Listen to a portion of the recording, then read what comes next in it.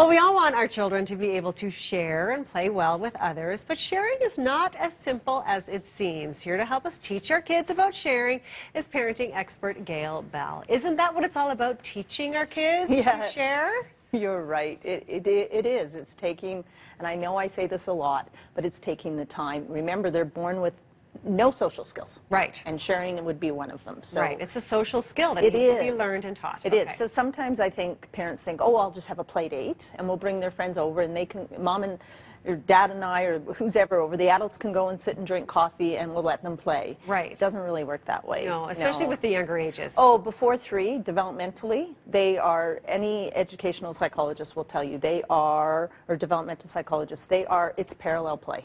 Okay, So literally they play side by side. Yeah. And then by about age 3, when they often go to preschool, that's when they're ready to start to learn developmentally. That's when the brain's ready to learn some of those sharing skills. But before that, we don't do anything. Right. So you need to take the time to play with your child in the home. So practice it at home is what you're saying. Practice at the dinner table, you know, or you know, would you like to use my crayon? You know, so you've got to be modeling that ongoing. If you expect your children to learn that skill, it is a skill. Right. It is a social skill. And then those play dates are a wonderful opportunity, really, to teach them, aren't they? I mean, and especially if they've got certain toys that they are really into right now. Sometimes they don't want to share those toys. No, and I believe strongly that children should not have to share anything. So again, set them up for success before that play date happens. Say, you know, Emily's coming over to play. Right. The expectation in our home is that you will share some things with her. What do you not want to share? So, for example, their favorite stuffy or something that's really important to them, I don't think they should have to share. So put it away before the play date starts. And then with the play date, especially when they're younger, a parent needs to be present. So play dates actually, sometimes I think we think, oh, perfect. Right. 2 hours of free time for me. No. Not until they're older. I'm noticing that now that my kids are 7 and 9, but not before that. Right. Not before that. Right. So play dates actually can be a lot of work. Absolutely. Yeah. So, you know, it's great when they can go out. And so at certain ages, like 7, 8, 9, they need to start figuring out these social things by themselves. Right. And if there is a big blow up, you know, you want to solve it in the moment because you want everybody to be calm and you want that child to go home happy or whatever, but it's really not the time to solve it. You can model for your child what they could have said and then, you know, put it on your little notepad or in your mind agenda that we need to talk about that at our family meeting. We need to talk about why we share, when we need to share, and when we don't need to share.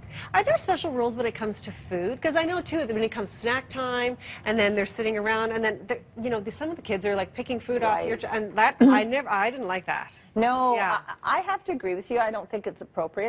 Some schools will have very strict rules about sharing, and we need to respect those rules. Okay. And we need to make sure our children know those rules. Other times, you know, whether it's, you know, maybe you're gone for a picnic or something, and you have a cookie and a child says to your child, may I have some of your cookie? Right. Well, I think there's a time and a place, and I feel very strongly about this, when a child can say no. Right. No is a complete answer, and children need to learn to hear no. So if a child freaks out about that, or as I have heard, sometimes parents are freaking out of they're thinking they're not well-mannered when they say no. They're not well-mannered when they say no. But no is a complete answer. It's how you say it.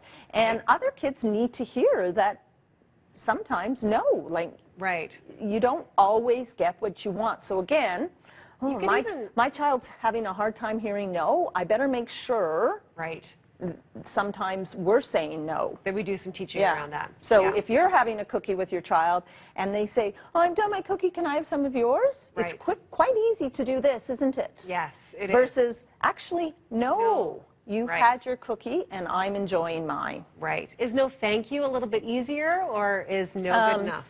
I think no is fine. Okay. It's the tone and the way you do it. Right, so there's a lot of teaching around sharing. We have to teach the kids how to say no without being upsetting to other kids. Right. Okay, wonderful. So lots of teaching to be had around sharing. Yes. Thank you so much, Gail. You're welcome. We have to be engaged with our kids all the time.